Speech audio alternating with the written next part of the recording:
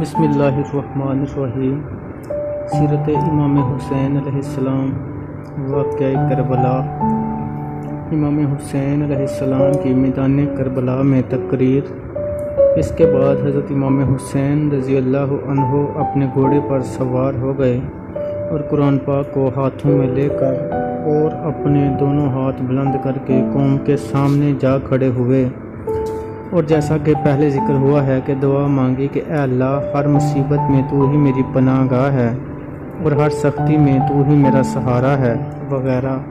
اور آپ کے فرزند علی بن حسین رضی اللہ عنہ احمق نامی ایک گھوڑے پر سوار ہو گئے، حالانکہ آپ بیمار اور نحیف تھے۔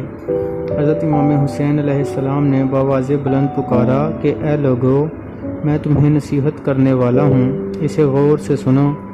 اس پر سب لوگ خاموش ہو گئے۔ آپ نے اللہ تعالیٰ کی حمد و ثناء کے بعد فرمایا کہ اے لوگو، اگر تم میرا عذر قبول کر لو اور میرے ساتھ انصاف کرو تو میں تمہارے لیے باعث سعادت ہے، اور تمہارے پاس مجھ پر زیادتی کرنے کا کوئی جواز بھی نہیں ہے۔ اور اگر تم میرا عذر قبول نہیں کرتے تو سورہ یونس کی تلاوت کرتے ہوئے، جس کا ترجمہ یہ ہے، فرمایا تو مل کر کام کرو اور اپنے جھوٹے معبودوں سمیت اپنا کام پکار کر لو، تمہارے کام میں تم پر کچھ الجھن نہ رہے، پھر جو ہو سکے میرا کر لو اور مجھے مہلت نہ دو۔ پھر سورہ اعراف کی آیت پڑھی، جس کا ترجمہ یہ ہے کہ بے شک میرا ولی اللہ ہے جس نے کتاب اتاری اور وہ نیکوں کو دوست رکھتا ہے۔ جب آپ کی بہنوں اور بیٹیوں نے یہ تقریر سنی تو ان کی چیخیں نکل گئیں۔ اس پر آپ نے فرمایا کہ خدا ابن عباس کی عمر دراز کرے۔ انہوں نے کہا تھا کہ جب تک راستہ ہموار نہ ہو جائے عورتوں کو ساتھ نہ لے جائیں بلکہ مکہ میں چھوڑ جائیں۔ اس کے بعد آپ نے اپنے بھائی عباس کو بھیجا، جنہوں نے خیمہ میں جا کر انہیں خاموش کیا۔ پھر آپ لوگوں کی طرف متوجہ ہوئے اور اپنے فضل، اپنی عظمت، اپنے حسب و نسب اور اعلیٰ قدری و علو شرف کا ذکر فرمایا۔ آپ نے فرمایا کہ اپنے اپنے گریبانوں میں جھانکو اور اپنا محاسبہ کرو، کیا تمہارے لیے مجھ جیسے شخص کا قتل کرنا درست ہے؟ میں تمہاری نبی صلی اللہ علیہ وآلہ وسلم کی بیٹی کا فرزند ہوں۔ میرے سوا تمام روئے زمین پر کوئی نبی صلی اللہ علیہ وآلہ وسلم کا نواسہ موجود نہیں۔ حضرت علی المرتضیٰ رضی اللہ عنہ میرے والد ہیں، اور جعفر ذوالجناحین میرے چچا ہیں، اور سید الشہداء حمزہ رضی اللہ عنہ میرے والد کے چچا ہیں۔ رسول اللہ صلی اللہ علیہ وآلہ وسلم نے میرے اور میرے بھائی کے بارے میں فرمایا، یہ دونوں نوجوان جنت کے سردار ہیں۔ اگر تم میری بات کی تصدیق کرو تو یہ حق بات ہے۔ اللہ کی قسم، جب سے مجھے معلوم ہوا ہے کہ جھوٹے پر اللہ کا غضب نازل ہوتا ہے، میں نے کبھی جھوٹ بولنے کا ارادہ تک نہیں کیا۔ اگر تم اس کی تصدیق نہیں کرتے تو اصحاب رسول صلی اللہ علیہ وآلہ وسلم سے دریافت کرو۔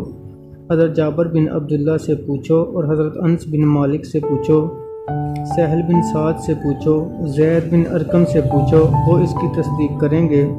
افسوس ہے کہ تم پر، کیا تم اللہ سے نہیں ڈرتے؟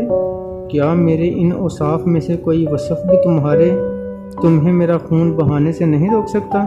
اس پر شمر ابن ذوالجوشن بولا کہ معلوم نہیں یہ کیا کہہ رہا ہے، یہ شخص کنارے پر کھڑے ہو کر اللہ کی عبادت کرتا ہے۔ اس پر حبیب بن مطہر نے کہا کہ اے شمر، اللہ کی قسم، اپنے مفاد کی خاطر اللہ کی عبادت تو کرتا ہے، اور ایک مفاد کی خاطر نہیں بلکہ 70 مفاد کی خاطر، لیکن تیرے دل پر اللہ تعالیٰ نے مہر لگا دی ہے۔ ہم تو اچھی طرح سمجھتے ہیں کہ آپ کیا فرما رہے ہیں۔ اس کے بعد آپ نے فرمایا کہ اے لوگو، میرا راستہ چھوڑ دو، میں کسی محفوظ مقام کی طرف نکل جاتا ہوں۔ انہوں نے کہا کہ آپ کو اپنے بنی کا حکم تسلیم کر لینے میں کیا امر مانے ہے؟ آپ نے فرمایا کہ معاذ اللہ، میں ہر متکبر سے کہ یوم حساب پر ایمان نہیں رکھتا اپنے اور تمہارے رب کی پناہ لیتا ہوں۔ خاطر پھر آپ نے اپنی اونٹنی کو بٹھا دیا اور عقبہ بن سمعان کو اس کا گھٹنا باندھ دینے کا حکم فرمایا۔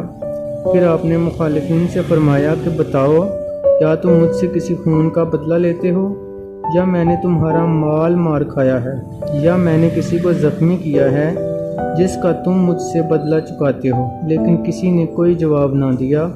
اس کے بعد آپ نے پکار کر فرمایا کہ اے شبیس بن ربی، اے حجاز بن ابجز، اے قیس بن اشس، اے زید بن حارث، کیا تم نے مجھے نہیں لکھا کہ پھل پک چکے ہیں اور باغات سرسبز ہیں؟ ہمارے پاس آ جائیں، آپ ایک مضبوط فوج کے پاس آئیں گے۔ انہوں نے کہا کہ ہم نے کوئی خط نہیں لکھے۔ آپ نے فرمایا کہ سبحان اللہ، تم نے یقیناً لکھے ہیں، لیکن اے لوگو، جب تم مجھ سے بیزار ہو گئے ہو تو میرا راستہ چھوڑ دو، میں تم سے کہیں دور چلا جاتا ہوں۔ اس پر قیس بن اشس نے کہا کہ آپ اپنے بنی کا حکم کیوں نہیں مان لیتے؟ وہ آپ کو کوئی گزند نہیں پہنچائیں گے، وہ آپ سے وہی معاملہ کریں گے جو آپ چاہتے ہیں۔ آپ نے جواب دیا کہ تو اپنے بھائی کا بھائی ہی تو ہے، کیا تو چاہتا ہے کہ بنو ہاشم تم سے مسلم بن عقیل کے علاوہ کچھ اور مقتولین کا بدلہ بھی طلب کریں؟ نہیں، اللہ کی قسم، میں ذلت کے ساتھ اپنے آپ کو ان کے حوالے نہ کروں گا اور نہ غلاموں کی طرح اپنے نہ کردہ جرم کا اعتراف کروں گا۔ پھر دشمن کا لشکر آہستہ آہستہ اصحاب امام حسین رضی اللہ عنہ کی طرف بڑھا، جیسے کہ کہا گیا ہے۔ ان میں سے تقریباً 30 گھوڑے سواروں کا ایک طائفہ، جس میں ابن زیاد کے مقدمۃ الجیش کا افسر حر بن یزید بھی تھا، لشکر حسین کے ساتھ مل گیا۔ حضرت امام حسین رضی اللہ عنہ سے معذرت کی کہ اگر مجھے معلوم ہوتا کہ ان کا یہ ارادہ ہے تو میں آپ کو یزید کے پاس لے جاتا۔ آپ نے حر کا عذر قبول فرما لیا۔ اس کے بعد حر اصحاب امام حسین رضی اللہ عنہ کے سامنے جا کھڑے ہوئے اور عمر بن سعد کو پکار کر کہا کہ افسوس ہے تم پر، تم بنت رسول اللہ صلی اللہ علیہ وآلہ وسلم کے بیٹے کی پیش کردہ 3 صورتوں میں سے کسی ایک کو بھی قبول نہیں کرتے۔ عمر بن سعد نے کہا کہ اگر یہ بات میرے اختیار میں ہوتی تو میں ضرور قبول کرتا۔ زہیر بن قیس کا یزیدی فوج کو خطاب۔